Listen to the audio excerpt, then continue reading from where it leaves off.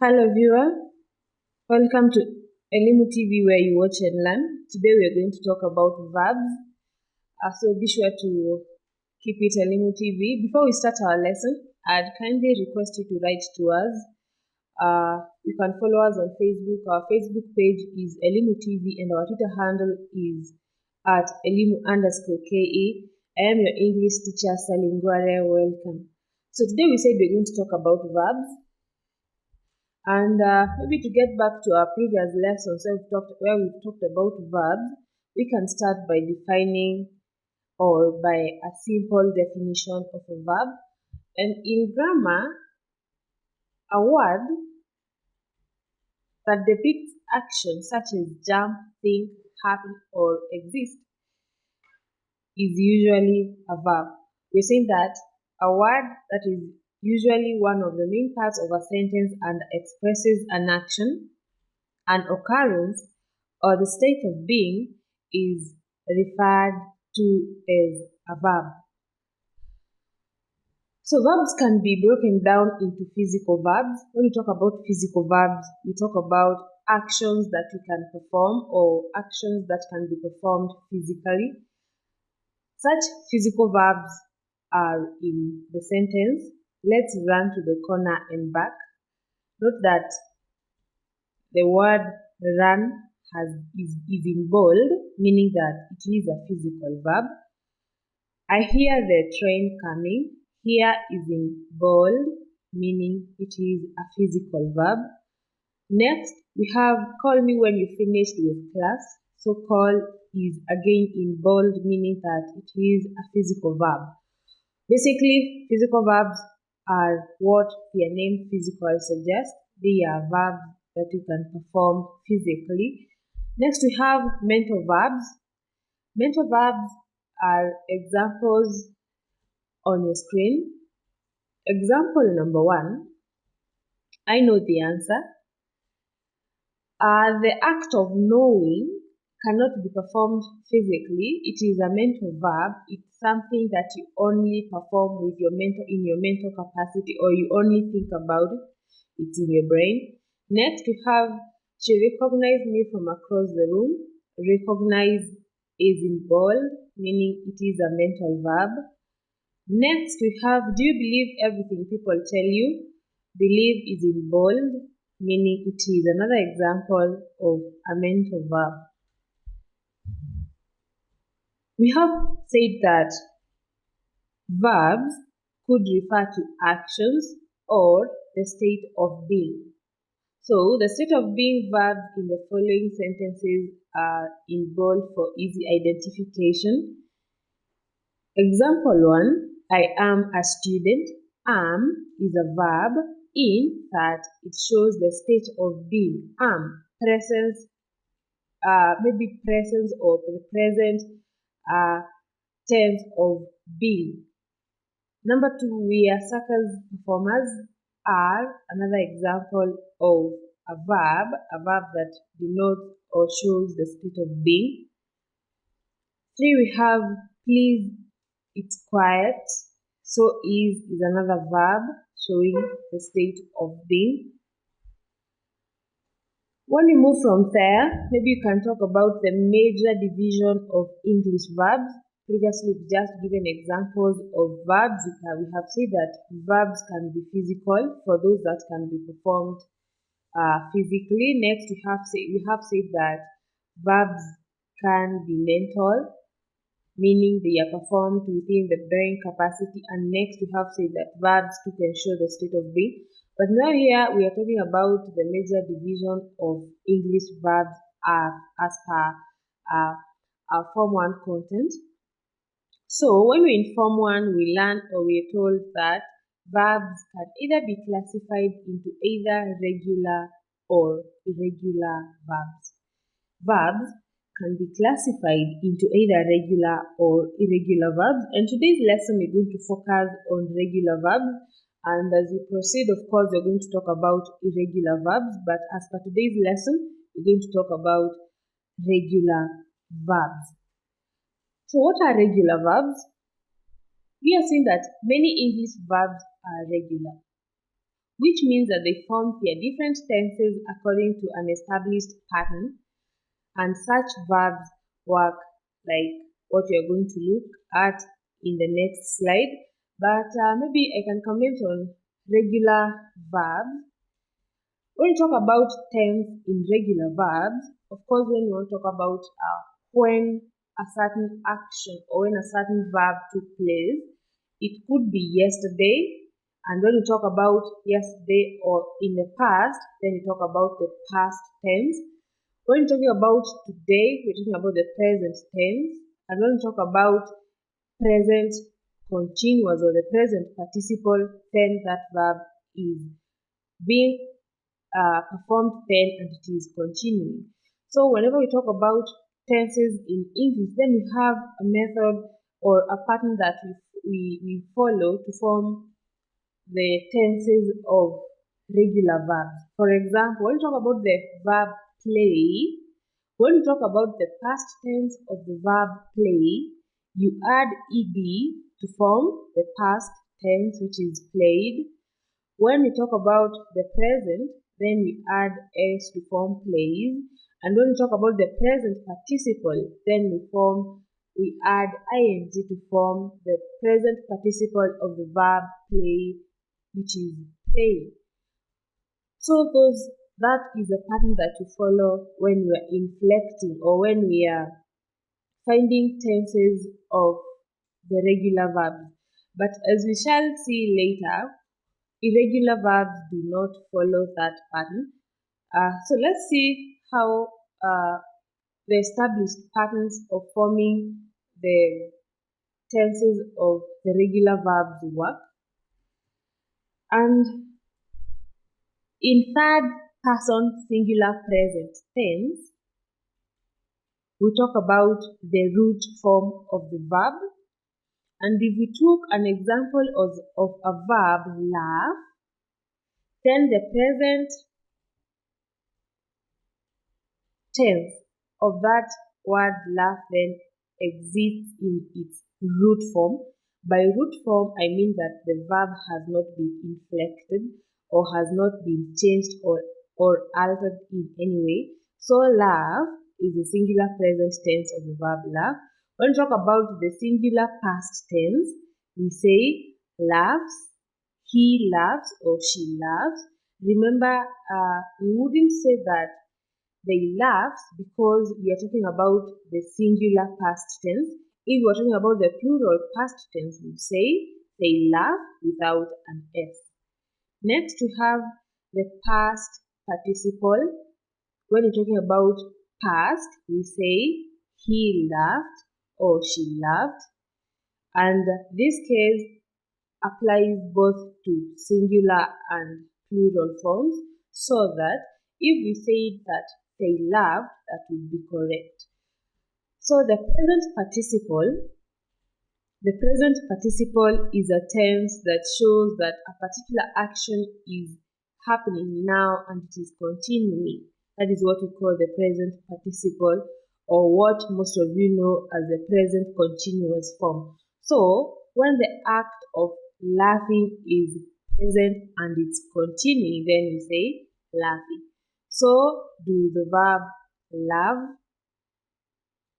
If we're talking about now, the third person singular past tense, he loves, she loves. Past, we say he loved, she loved. Present participle, she is loving, he is loving. Next we have boo, and if you boo now, then you're booing. That is the present participle. If you did it yesterday, then yesterday you booed. And if it's a habitual or if it's happening in the present tense, then he boos or she boos. So let's look at the present tense formation. How do you form the present tenses of regular verbs? Remember, this lesson is about inflection of the regular verb, and we are saying that in the present simple tense, the basic of the regular verb only changes in the third person singular as follows. Most verbs just add an s to the basic form. If we have the verb take, we add s to form takes. If we have same, we add s to form seems. If we have the verb look, we add s to form looks. Remember, that is the way we form the present simple tense of regular verbs. What about the exceptional verbs? Verbs that end with a vowel other than e, we add es. For example, go. When you want to form the present simple tense of the verb go, we do not only add an s like we did in the first case, we add e and s to form goes. If it's do, we add es to form does, and any other word that ends with a vowel other than e, we add e and the s. Next, we say that verbs that end with s sounds. This could be s, z, ch, sh, or even x. We add es, like just like we do with the vowel sound. For example, if we have the verb wash and we want to form the present simple tense of the verb wash, then we add es to form washes. If it's the verb punch, we add es to form punches. If it is mix, we add es to form mixes. And any other word that ends with an s sound, a z sound, a ch sound, an sh sound, or an x sound, when we want to form the present simple tense of those words, we add es. Next, if the verb ends in a consonant plus y, then the y is changed to an I before adding es. If the verb ends in a consonant plus y, change the y to an I before adding es. So, if the verb is hurry and you want to form the present simple tense of the verb hurry, you drop y, you add I, and then es to form hurries. If it's clarify, you drop y, you add I, and then es to form clarifies. And this case applies to all words that end with a consonant preceded by letter y.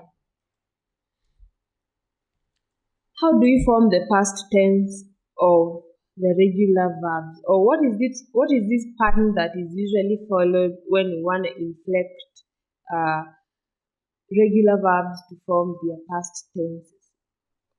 Forming the past simple tense of regular verbs is mostly straightforward, and you use the same form for the first, second, and third persons, both singular and plural. Let us look at examples. If the basic form of the verb ends in a consonant or a vowel other than e, then you add the letters ed to the end. If the basic or if the root form of the verb ends in a consonant or a vowel other than e, you then add the letters ed to the end of the word to form their simple past tense. For example, sing, you add ed to form seemed. Laugh, you add ed to form laughed. Look, you add ed to form cooked. Cook, you add ed to form cooked. Play, you add ed to form played. And I believe that is the most basic or the most maybe popular pattern followed by the past tense formation of the regular verbs. Exceptions: for verbs that end in e, you only add d. Love, it ends with E, you only add D to form loved. Recede, you only add D to form receded. Hope, you only add D to form hoped. And any other verb that you know of that ends with letter E, to form the past tense of such a word, you only need to add D. If the verb ends in a consonant plus Y, you change the Y into an I before adding ED. For example, hurry, you drop Y, you replace it with letter I, and then you add ED. Clarify, you drop the letter Y, you replace it with letter I, and then you add ED to form clarified. But if the verb ends in a vowel plus Y, you just add ED. For example, play, you only need to add ED. You don't need to drop Y. You only need to add ED. Another example is enjoy.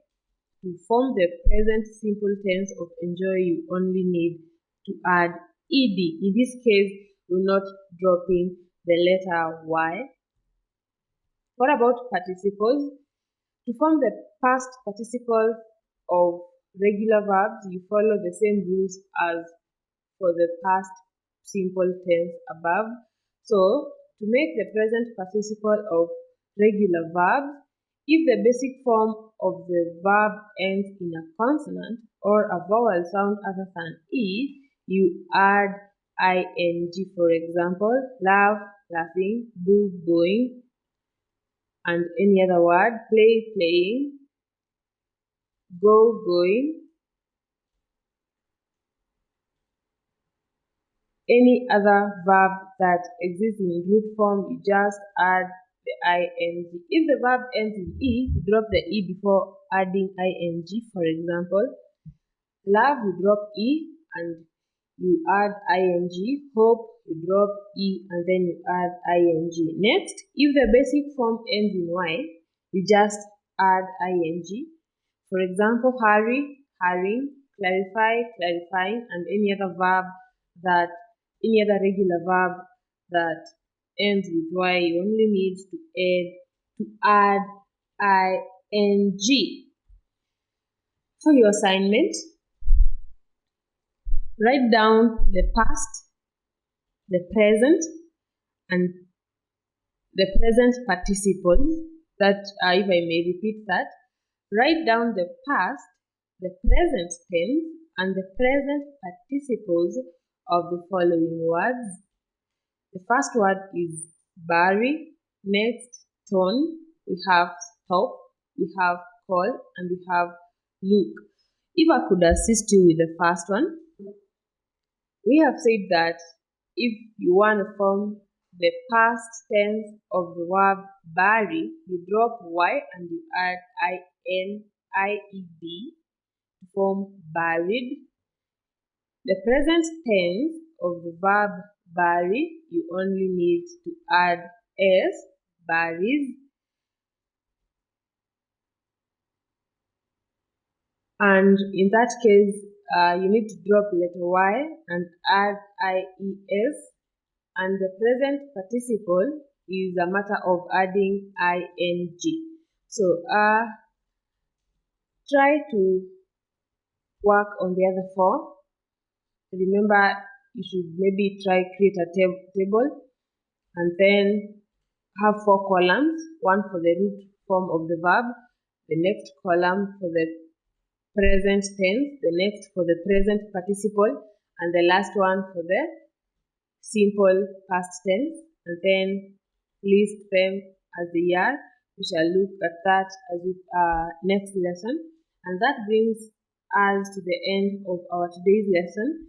Before I leave, I'd kindly request you to write to us, follow us on Twitter, comment on whatever we put up there. If you have any questions, if you have any comments, write to us. Our Facebook page is Elimu TV and our Twitter handle is at Elimu_KE. It's always a pleasure. Keep it Elimu TV where you watch and learn. I have been your teacher, Salim Gwara. Till next time, keep it Elimu.